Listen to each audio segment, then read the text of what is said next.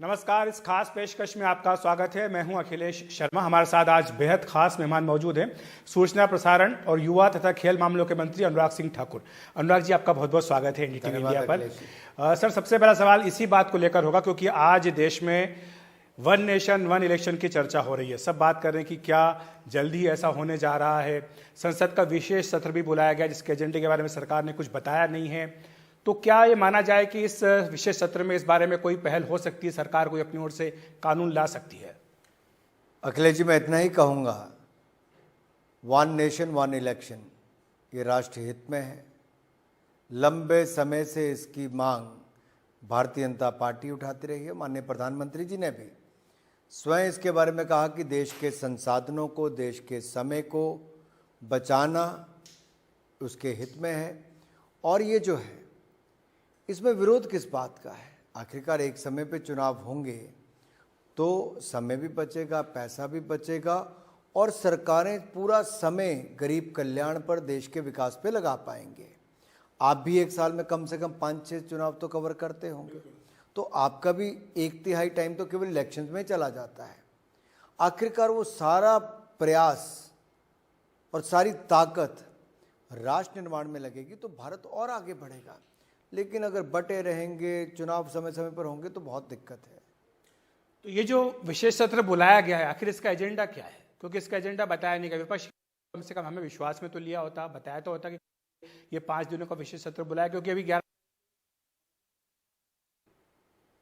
देखिए, संसद सत्र बुलाना सरकार का अधिकार है। विपक्ष को तो इस बात की खुशी होनी चाहिए कि सरकार संसद का सत्र बुला रही है और उनको चर्चा का अवसर मिलेगा। इसका विरोध किस बात का? और दूसरा, जहां वन नेशन वन इलेक्शन की बात है, वहां हमने विपक्ष के प्रतिनिधि को भी रखा है। आखिरकार वो अपनी बात रख सकते हैं। लेकिन क्या है, ये तो संवाद में विश्वास नहीं रखते, ये तो केवल आरोप लगाएंगे और भाग जाएंगे। पर वो तो छोड़ के चले गए। अधीर रंजन चौधरी ने पत्र लिखकर कह दिया कि वो इसका हिस्सा नहीं रहेंगे। मैंने इसलिए कहा, ये तो बातचीत में विश्वास ही नहीं रखते। ये तो सड़क पे आरोप लगाते हैं, संसद में आके हल्ला मचाते हैं, 2000 रुपये दिन का भत्ता पाएंगे, लेकिन चर्चा में भाग नहीं करेंगे। कितने दिन सदन के बर्बाद किए जिन्होंने पिछली बार? कितने प्रमुख एजेंडा थे जिन पे चर्चा हो सकती थी? आखिरकार 15 दिन खराब करने के बाद चर्चा की और फिर इनकी पोल खुल गई मणिपुर पर भी। ये अखिलेश जी, मैं इसलिए कह रहा हूँ क्योंकि ये लोग जितना मर्जी जनता को भ्रमित करने का प्रयास करें, ये घमंडिया गठबंधन का चेहरा बेनकाब हो रहा है। और जब जब इन्होंने विरोध किया, one nation one tax, GST की बात आई, इन्होंने क्या नहीं किया जी? अब जैसे जीएसटी लागू हुआ तो देखिए, कहाँ 90,000 करोड़ मुश्किल से टैक्स कलेक्ट होता था, आज 1,60,000 करोड़ एवरेज टैक्स कलेक्ट होता है। ये फर्क पड़ा। किस उसका लाभ किसको? बिल्कुल, गरीबों के कल्याण पे, देश के विकास पे, ज़्यादा सड़कें बनने के, ज़्यादा सुविधाएं मिलने का काम हुआ। और उसका पैसा कहाँ खर्च किया सरकार ने? 4 करोड़ गरीबों को पक्के मकान बना कर दिए, 12 करोड़ शौचालय बना कर दिए, 13 करोड़ घरों को अब से नल से जल देने का कार्य पूरा किया, हर घर को बिजली दे दी, 80 करोड़ गरीबों को अनाज मुफ्त में दिया, 2.5 साल 4 लाख करोड़ खर्च किया, 220 करोड़ वैक्सीन मुफ्त में लगाई। ऐसी अनेकों योजनाएं जो गरीब कल्याण की और विकास दूसरी ओर। 74 एयरपोर्ट थे, हमने 75 नए बना दिए 9 साल में। 600 मेडिकल कॉलेज हमने 700 नए बना दिए 9 साल में। वहीं 5-7 एम्स थे, हमने 15 नए एम्स बना दिए। आप किसी क्षेत्र में तुलना करके देखोगे, 3 लाख किलोमीटर सड़कें थी, 7,20,000 किलोमीटर सड़क कर दी। कोई तुलना ही नहीं है जी। मोदी जी ने जो किया है 9 साल में, वो 60 बनाम 8 भी कहोगे तो बहुत आगे है। इसलिए मैं कहता हूँ चर्चा से ये भागते हैं। लेकिन राहुल गांधी ने आज ट्वीट किया है। उन्होंने कहा कि अगर आप वन नेशन वन इलेक्शन कराते हैं तो ये इंडिया, जो कि यूनियन ऑफ स्टेट्स है, तो ये यूनियन के भी खिलाफ है और स्टेट्स के भी खिलाफ है। देखिए राहुल जी क्या कहते हैं मुझे नहीं पता, उनके स्क्रिप्ट राइटर उनके लिए क्या क्या लिख के देते हैं, उनका आइडिया ऑफ इंडिया भी क्या है। और दुख की बात तो ये है कि ये लोग ऐसी ऐसी बयानबाजी करते हैं कि अगर रामनवमी का जुलूस निकल रहा होगा पश्चिम बंगाल में तो उसके ऊपर बम फेंके जाएंगे, बंदूक चलाई जाएगी, गोली चलाई जाएगी। रामायण के ऊपर, माता सीता के ऊपर अपशब्द, घमंडिया गठबंधन के नेता ये बिहार और उत्तर प्रदेश में बोलेंगे, बंगाल में बम फोड़ेंगे। अब दक्षिण भारत में इनके घमंडिया गठबंधन के नेता सनातन धर्म को डेंगू मलेरिया एक मच्छर की तरह कुचलने की बात करते हैं। तो मेरा सवाल श्रीमान राहुल गांधी जी और विपक्ष के इस घमंडिया गठबंधन के नेताओं से है कि क्या इनकी हिंदू विरोधी सोच ऐसी ही रहेगी? क्या ये ऐसे बयानों का समर्थन करते हैं? इनको स्पष्ट इस पे करना चाहिए कि इनकी सोच क्या है। ये जो उदयनिधि स्टालिन वाला बयान आया है, मैं इस पर आपके पास बाद में आऊँगा, लेकिन अभी मैं इसी पे रहता हूँ। तो ये भी एक आशंका व्यक्त की जा रही है या अनुमान लगाया जा रहा है कि विशेष सत्र इसलिए बुलाया जा रहा है ताकि जो लोकसभा के चुनाव है वो पहले करा लिए जाएं। क्या ये एक संभावना है कि लोकसभा के चुनाव समय से पहले हो सकते हैं? देखिए, भारतीय जनता पार्टी एनडीए ने शानदार काम पिछले 9.5 सालों में किया। जो 40 साल पुराने प्रोजेक्ट भी थे हमने उनको भी अब पूरा किया जो कांग्रेस नहीं कर पाई। हमने मंगलयान से लेके चंद्रयान मिशन को भी सफल करने का कार्य किया। स्पोर्ट्स में नए कीर्तिमान स्थापित किए तो देश को दुनिया भर में एक नई उम्मीद के रूप में लाकर खड़ा किया। The world see hope in India, the world see hope in the Indian leadership. और ये भारत और भारत के नेतृत्व में जो उम्मीद दुनिया को दिखती है, ये भारत की नई ताकत है और इस नए भारत की नई पहचान है। हमें इस ताकत को हम जानते हैं, लेकिन अगर ये विपक्ष के लोग सोचते हैं हम अभी इलेक्शन में जाने वाले हैं, हम कभी भी इलेक्शन में जाएंगे, हम घमंडिया गठबंधन पर भारी ही पड़ने वाले हैं। यानी चुनाव समय पर ही होगा, जो अप्रैल मई में लोकसभा का चुनाव होना है वो समय पर ही होगा। देखिए, चुनाव इलेक्शन कमीशन को करवाना है। सरकार अपनी योजनाओं पर, कार्यक्रमों पर और देश को आगे बढ़ाने पर लगातार काम कर रही है। अभी तो सत्र बुलाया गया है, सत्र में क्या क्या एजेंडा होगा जल्दी आपको उससे अवगत करवा दिया जाएगा। और वन नेशन वन इलेक्शन पे मैं विपक्ष के नेताओं से कहता हूं, अगर आपके कोई सुझाव है आप जरूर दें, इसमें देश का हित है। प्रधानमंत्री मोदी जी ने हर कदम देश के हित के लिए उठाया है और देश का जो टैक्स पेयर अपना पैसा देता है उसका सही उपयोग चुनाव में हो और एक समय पर हो। ये अच्छी दिशा में है, देश के हित में है। जी, अब बात कर लेते हैं INDIA गठबंधन की बैठक जो हाल में मुंबई में हुई। उन्होंने ये तय किया है कि जो अगला लोकसभा चुनाव होगा, जब भी होता है, समय पर हो या उससे पहले हो, जब भी होगा, जहां तक संभव होगा हम मिलकर चुनाव लड़ेंगे। लेकिन इस शब्द पर खास तौर से उन्होंने कहा कि जहां तक संभव हो। तो आपको लगता है कि क्या सहमति नहीं बन पा रही, इसलिए ये कहना पड़ रहा है कि जहां तक संभव हो? 3 बैठकें, बड़े बड़े 5 स्टार होटल, चार्टर्ड प्लेन्स, करोड़ों रुपए खर्च करने के बाद भी इनका संयोजक कौन चुना गया? अखिलेश जी, इनका संयोजक कौन है घमंडिया गठबंधन का? कोई नाम हुआ? ये एक संयोजक तक नहीं चुन पा रहे। इनके पास ना नेता है, ना नीति है और ना ही नीयत है। ये तीनों में खोखले हैं जी। और ये केवल अपने भ्रष्ट चेहरों को छिपाने के लिए एक प्लेटफॉर्म पर आए हैं जहां अहंकार और घमंड से भरे हुए लोग, जो कभी ओबीसी, कभी हिंदू, कभी सनातन, इन सब का अपमान करने में कोई भी परहेज नहीं करते। और इनमें से एक भी व्यक्ति ने आज तक किसी की आलोचना नहीं की जहां पे गलत काम हुआ। ये देश देख रहा है, इन सबको इसके जवाब देने पड़ेंगे। अगर इनके पास संयोजक कोई नहीं, चेहरा कोई नहीं, नेता कोई नहीं, तो लड़ेंगे क्या? लेकिन जो ये बात कह रहे हैं कि हम गिव एंड टेक के ऊपर काम करेंगे, राजनीति में उन्होंने एक नई बात कही कि गिव एंड टेक के ऊपर। हम जानते हैं कि जब गठबंधन सरकारें बनती है तो इसी तरह से काम होता है कि 4 बातें आप उनकी मान लेते हैं, 2 बातें आप इनकी मान लेते हैं। देखिए, ऐसा ही यूपीए में हुआ। इतना असहाय प्रधानमंत्री हमने जीवन में कभी नहीं देखा। रिमोट कंट्रोल कहीं और था, सरकार कहीं और से चल रही थी। कभी 2G आता था घोटाला, कभी कॉमनवेल्थ आता था, कभी जीजा जी आते थे, कभी कोल घोटाला आता था, कभी अंतरिक्ष घोटाला, कभी सबमरीन घोटाला। कौन सा ऐसा क्षेत्र है जहां इन्होंने लूटने से कुछ छोड़ा? क्या देश फिर एक बार बर्बादी की राह पर जाएगा? नहीं।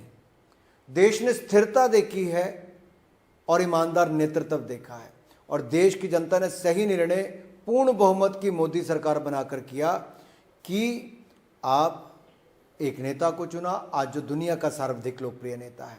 एक ऐसे नेता को चुना जिसने सुशासन और विकास के नए आयाम स्थापित किए।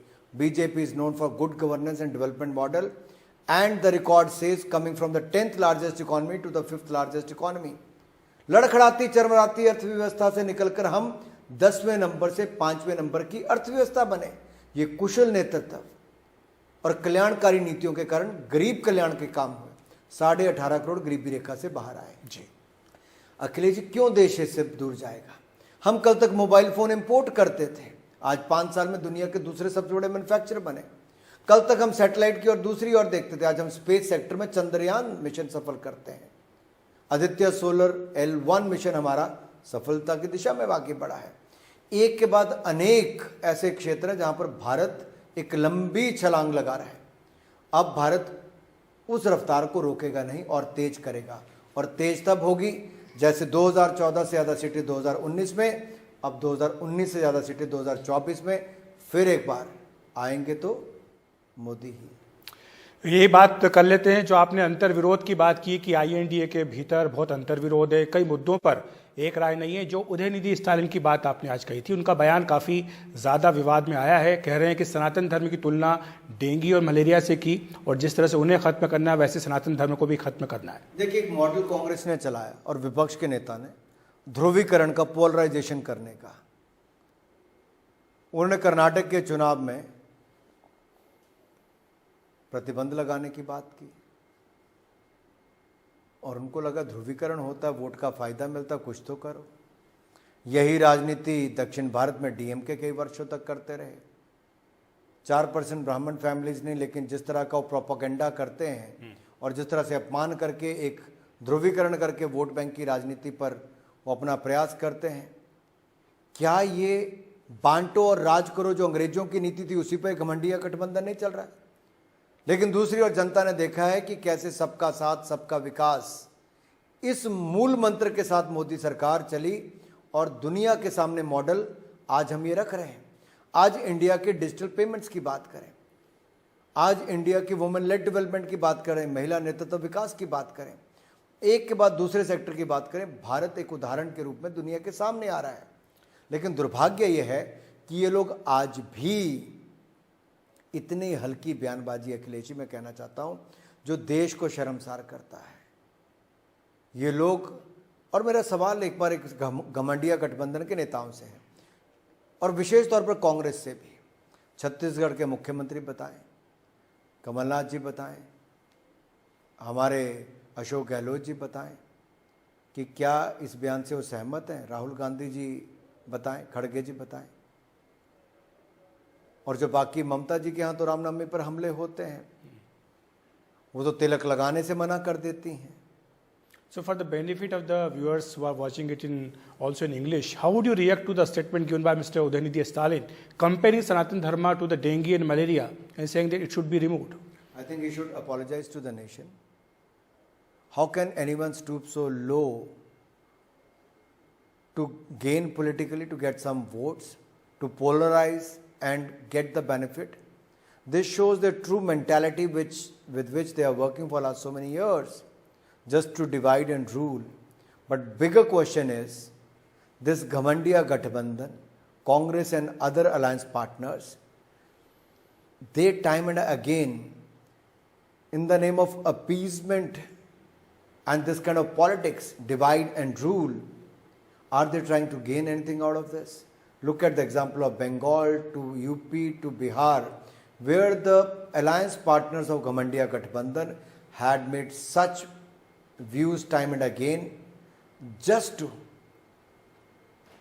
gain the brownie points and make Hindus feel bad about it. अब एक दूसरे विषय पर जी time and again they have shown they are anti-Hindu. एक दूसरे विषय पर आ जाते हैं। दिल्ली की सड़कों पर अगर आज हम निकलें तो दिल्ली बेहद खूबसूरत नज़र आ रही है। हर जगह G20 की तैयारियां दिखाई दे रही हैं, कई फव्वारे दिख रहे हैं, सड़कें बिल्कुल साफ़ सुथरी है, रंग रोगन हो रहा है। एक बहुत बड़ा मौका भारत के लिए जब G20 का शिखर सम्मेलन कुछ ही दिनों बाद होने जा रहा है। क्या हासिल करना चाहता है भारत इस आयोजन के जरिए? क्या संदेश हम दुनिया को देना चाह रहे हैं? देखिए, G20 की अध्यक्षता अपने आप में भारत के पास एक बहुत बड़ी उपलब्धि है। एक ऐसा पल, एक ऐसा मौका है कि हम नए भारत की बुलंद तस्वीर दुनिया को दिखा सकें, नए भारत की नई पहचान दुनिया को दिखा सकें, लेकिन भारत के गौरवशाली इतिहास को कला, संस्कृति, साहित्य और परंपराओं के माध्यम से दुनिया के सामने दिखा सकें। और अब तक जितनी G20 की बैठकें हुई, करोड़ों भारतीयों ने उसमें भाग लिया और 60 शहरों के 200 मीटिंग्स कराई। हर राज्य, हर यूनियन टेरिटरी में मीटिंग हुई। हमने हर किसी को अवसर दिया, करोड़ों लोगों ने उसमें भागीदारी की। और ये प्रधानमंत्री मोदी जी की सोच थी कि भारत को हमें दुनिया को दिखाना है। आज दुनिया का इतना इंटरेस्ट भारत में बना है, एक G20 की अध्यक्षता के कारण एक इतना बड़ा पल आकर खड़ा हुआ। और मुझे लगता है जो डिजिटल करेंसी की मैं बात कर रहा था, डिजिटल पेमेंट्स की बात करता हूँ, ये नए भारत की ताकत है। स्टार्टअप्स देखिए, नए भारत की ताकत। इसी पर मेरा सवाल था, तो ये जो G20 का आयोजन हो रहा है, इससे हम जो भारत के लोग हैं उनकी भलाई के लिए क्या कदम उठाया जा सकता है जिससे कि उनको फायदा हो, सीधा फायदा हो? वर्ल्ड इज वन फैमिली, वसुधैव कुटुंबकम। मोदी जी इस बात को दुनिया के सामने रखा ही नहीं, करके दिखाया। और G20 में भी हमने one nation one future, one world one future, उसी की दिशा में हम लोग आगे बढ़े हैं। अब मुझे आपसे केवल इतना कहना है, क्योंकि भारत ने कहा ही नहीं, करके दिखाया। चाहे फर्स्ट रिस्पॉन्डर हम टर्की, सीरिया, नेपाल, अफगानिस्तान में हो, हम लोगों ने यूक्रेन में भी वो करके दिखाया। भारत की एक नई पहचान, ग्लोबल साउथ की आवाज़ भारत बनी है। और एक ग्लोबल साउथ की आवाज़ भारत का बनना एक बड़ी ताकत है कि हम उन देशों को, जो प्रगतिशील देश हैं, जो आगे बढ़कर आ रहे हैं, उसके लिए, अफ्रीकन कंट्रीज हैं, उनके लिए हम आवाज़ बनकर उभरे हैं। तो भारत आज केवल अपने लिए नहीं, आज भारत दुनिया की आवाज़ बना है, ग्लोबल साउथ की आवाज़ बना है। और ये मोदी जी के नेतृत्व के कारण हुआ। इसमें कांग्रेस पार्टी ने भी आपत्ति की है। वो कहते हैं कि देखिए, G20 क्या तो जो चेयरमैनशिप होती है वो तो रोटेशन से मिलती है, कई देश है दुनिया में जो इसकी अध्यक्षता कर चुके हैं, तो इसमें क्या नई बात है? और वो ये भी कहते हैं कि G20 को लेकर इतना हल्ला इसलिए किया जा रहा है क्योंकि इसका फायदा बीजेपी अगले लोकसभा चुनाव में 2024 में लेना चाहती है। चलिए, तो कांग्रेस ने मान लिया कि हम लोगों ने बहुत सफल G20 का आयोजन किया। धन्यवाद कांग्रेस और विपक्ष के नेताओं का। हम कुछ भी करते हैं मोदी जी के नेतृत्व में सफल ही करते हैं, बड़ा करते हैं। ये लोग तो चंद्रयान 2 का बजट भी इसरो का इन्होंने कम कर दिया था। ये तो मोदी जी ने आके चंद्रयान 2 भी पूरा किया, चंद्रयान 3 भी किया। और चंद्रयान 1 अखिलेश जी, अटल बिहारी वाजपेयी जी की सरकार के समय शुरू हुआ, पहुंचा इनकी सरकार के समय, लेकिन उन्होंने वहां पे भी जौहर पॉइंट दे दिया। अब अगर हम शिव शक्ति का पॉइंट देते हैं तो उसका विरोध करते हैं। ये इनकी मानसिकता को दिखाता है। पहली बात ये, इनको इस बात की खुशी होनी चाहिए कि G20 भारत में हो रहा है और भारत ने इतना सफल आयोजन इसका अब तक किया है। ये भारत के लिए बड़ा पल है। इसमें बटे क्यों रहते हो? विपक्ष अलग थोड़ी, भारत का ही है। यही इनकी सोच, इनको बार बार जनता इनका विरोध करती है क्योंकि भारत के बारे में उस दिशा में नहीं सोच पा रहे। एक दूसरा मुद्दा चीन को लेकर के भी उठ रहा है कि जिस तरह से चीन ने इस G20 की बैठक से ठीक पहले एक नक्शा जारी कर दिया, फिर उसके बाद अब ये खबर आ रही है कि जो शी जिनपिंग है वो इस यात्रा में हिस्सा लेने के लिए नहीं आ रहे हैं। तो ये, इसको आप किस तरह से देखते हैं? ये बहुत बड़ा प्लेटफॉर्म है साहब, जहां दुनिया के इतने हेड ऑफ द स्टेट आने वाले हैं, जो दुनिया के भविष्य की जो चुनौतियां हैं उनसे पार कैसे निकलना, उसके बहुत सारे सफल प्रयोग और सफलता के उदाहरण भारत में देखने को मिलते हैं। इसलिए मैंने कहा, डिजिटल पेमेंट्स की बात करें, ट्रांसपेरेंसी की बात करें, टेक्नोलॉजी की बात करें, वुमेन लेड डेवलपमेंट की बात करें, सस्टेनेबल डेवलपमेंट गोल की बात करें, भारत ने उस दिशा में बहुत शानदार कदम उठाए हैं। और ऐसा एजेंडा जो होगा उस पर तो काम होगा ही, लेकिन बात यह है कि एक बंद कमरे की बैठक से ज़्यादा इसको देश के कोने कोने तक ले जाने का काम दुनिया का कोई देश कर पाया है तो मोदी जी ने भारत में करके दिखाया है। इसमें हजारों कार्यक्रम, 16,000 कार्यक्रम केवल Y20 में हुए, 16,000, जहां 26 लाख तो सीधे युवाओं ने भाग लिया है और करोड़ों युवाओं तक हम पहुंचे हैं। इसी तरह से जो अन्य कार्यक्रम हुए, अन्य, हम तो सिर्फ एंगेजमेंट ग्रुप में थे, जो वर्किंग ग्रुप हैं, जो माइंड आपकी शेरपा मीटिंग्स हो रही हैं, फाइनेंशियल ग्रुप की मीटिंग्स हो रही हैं, उनमें तो 3,000 से ज़्यादा विदेशी प्रतिनिधि आए, 200 से ज़्यादा स्थानों पे देश भर में मीटिंग हुई। क्या ये भारत की ताकत नहीं दिखाता है? ऐसे में विपक्ष को कहता हूँ, योग तो कई लोग करते थे, लेकिन योग दुनिया को तो मोदी जी ने दिया। जो भारत की ताकत की आपने बात की है, वो ताकत एक दूसरे क्षेत्र में भी दिख रही, जो कि आपके मंत्रालय से जुड़ा हुआ है, खेल। अभी हमने देखा वर्ल्ड एथलेटिक्स चैंपियनशिप हुई, नीरज चोपड़ा को उसमें गोल्ड मिला, 4x400 में भारत ने क्वालिफाई किया, एशिया का रिकॉर्ड बनाया। तो ये जो उपलब्धियां हो रही हैं एक के बाद एक, इसके पीछे क्या कारण आप मानते हैं? क्या सोच बदली? क्योंकि पहले कहा जाता था कि भारत खेलों में फिसड्डी है, क्रिकेट के अलावा हम कोई दूसरा खेल खेलते नहीं है, लेकिन अब हम इस तरह से शाइन कर रहे हैं ग्लोबल फोरम के ऊपर। आपके सवाल में जवाब, सोच बदलो, देश बदलेगा। और मोदी जी ने सोच बदलने का काम किया, खिलाड़ियों का मनोबल बढ़ाया, उनसे सीधा संवाद किया, खिलाड़ी उनके परिवारों तक से मिले, उनको सुविधाओं से लैस किया, 3 गुना ज़्यादा खेल का बजट कर दिया, टॉप्स जैसी योजनाएं लाके खिलाड़ी का रहना, खाना पीना, भोजन, ट्रेनिंग, सारा खर्चा भारत सरकार करती है और 6 लाख रुपए साल का जेब खर्च देती है। 1000 खेलो इंडिया सेंटर हम बना रहे हैं, एक ही साल में, इस साल बना के दे देंगे। 1000 पूर्व खिलाड़ियों को उसमें रोजगार मिलेगा, चैंपियन एथलीट को, और वो आगे सबको ट्रेन करेंगे। 23 नेशनल सेंटर ऑफ एक्सीलेंस हमने बना के दे दिए, 60 के लगभग साइट ट्रेनिंग सेंटर हमने बना दिए। और खेलो इंडिया अभियान में हमने 3300 करोड़ रुपए एक बार फिर अलॉट किया है, और इसमें से खेलो इंडिया यूथ गेम्स, खेलो इंडिया यूनिवर्सिटी गेम्स और खेलो इंडिया विंटर गेम्स में 15,000 खिलाड़ी हर साल भाग लेते हैं। इसका लाभ अखिलेश जी क्या मिला?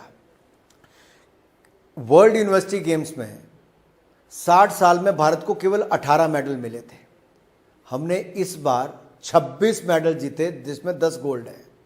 सैफ फुटबॉल गेम्स हम चैंपियन रहे, हॉकी की एशियन चैंपियनशिप मलेशिया को हरा के हम चैंपियन बने, हॉकी की जूनियर्स मेंस और वुमेन दोनों के चैंपियन भारत बने। अंडर 20 रेसलिंग में अंतिम फंगाल से लेके सविता और प्रिया ने गोल्ड मेडल जीतकर चैंपियन बनी। हमारी 4 बॉक्सर्स वर्ल्ड बॉक्सिंग में वर्ल्ड चैंपियन बनी। और यही नहीं, हमारे प्रज्ञनंदा ने चेस में पहले 2 खिलाड़ियों में इनके फाइनल में पहुंचे और 18 साल की उम्र में करके दिखाया। अभी प्रधानमंत्री जी ने उनका सम्मान भी किया, आप भी मिले थे, मैं भी मिला। और ये देखिए, ये हमारे लिए गर्व के पल है जब ये नौजवान इतना अच्छा कर रहे हैं। और यही नहीं, एथलेटिक्स में 4x400 में एशिया, और जो आपने नेशनल रिकॉर्ड टूटा आपने बताया उसका, लेकिन हीट में तो हम 2nd नंबर पर थे। फिर जो जेवलिन है 6वें नंबर पे मनु डीपी, 5वें नंबर पे किशोर जैना, पहले नंबर पे golden boy of athletics Neeraj Chopra. तो 6 में से 3 स्थान जेवलिन में भारत को मिलना, ये एथलेटिक्स के क्षेत्र में भारत की नई पहचान। लॉन्ग जंप में हमने बहुत अच्छा किया, अन्य खेलों में एथलेटिक ट्रैक एंड फील्ड में हम लोग पहले से बहुत बेहतर कर रहे हैं। ये तब हुआ जब खिलाड़ी इस चिंता से मुक्त हो गया कि मेरी ट्रेनिंग पे कौन खर्च करेगा, मेरा जेब खर्च का क्या होगा, मेरे रोजगार का क्या होगा, मेरा भविष्य क्या होगा। अब उसको लगता है कि मोदी सरकार में सब संभव है। अब खिलाड़ी केवल खेलने का प्रयास करता है, अपना बेस्ट परफॉर्मेंस देता है, और तिरंगा झंडा जहां खेल के मैदान में खिलाड़ी लहराता है, हमारे वैज्ञानिक चंद्रयान के माध्यम से चंद्रमा पर लहराते हैं। लेकिन एक विवाद भी चल रहा है जो कुश्ती संघ को लेकर है। आपने देखा कि उसकी मान्यता जो सस्पेंशन कर दिया गया, इससे भी तो फर्क पड़ता है। इस विवाद को सुलझाने के लिए आप क्या कर रहे हैं? निश्चित तौर पे फर्क पड़ता है, लेकिन आप देखिए इन 6 महीनों में इंडियन ओलंपिक एसोसिएशन ने जो एडॉक बॉडी बनाई, उसने बहुत सफलता के साथ सिलेक्शन भी की। उन्हीं खिलाड़ियों ने इतने सारे मेडल पिछले 6 महीने में जीते। एडॉक कमेटी ने बहुत शानदार काम किया। चुनाव बीच में थे, लगभग वोटिंग का समय आने वाला था, कोर्ट में एक स्टे हुआ, जैसे वोट था चुनाव पूरे हो जाएंगे।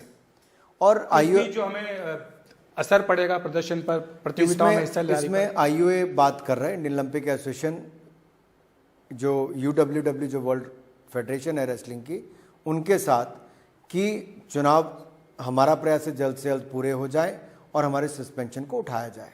ठीक है। एक जाते जाते आखिरी सवाल आपसे, चंद्रयान की बात आपने की कि चंद्रयान पे तिरंगे पे तिरंगा फहरा दिया चंद्रमा के ऊपर। आपने कहा कि हमने वर्ल्ड एथलेटिक्स में भी गोल्ड मेडल जीत लिया है। ओलंपिक, ये भी एक टारगेट है। भारतीय चाहते हैं कि भारत में भी ओलंपिक हो, क्या यह मुमकिन होगा? ये सपना पूरा हो पाएगा? अखिलेश जी, आज मैं आपके चैनल पे एक बात जरूर कहूँगा, जैसे हमने हर क्षेत्र में खेलों में नित्य रोज नए आयाम स्थापित किए हैं, लगातार ज़्यादा पहले से ज़्यादा किया। टोक्यो ओलंपिक्स में 7 मेडल, पैरालंपिक्स में 19 मेडल, डेफ ओलंपिक्स में 20 मेडल, फिर कॉमनवेल्थ गेम में 22 गोल्ड मेडल और 61 मेडल, थॉमस कप जीतना, ये सब पहली बार ऐसा हुआ।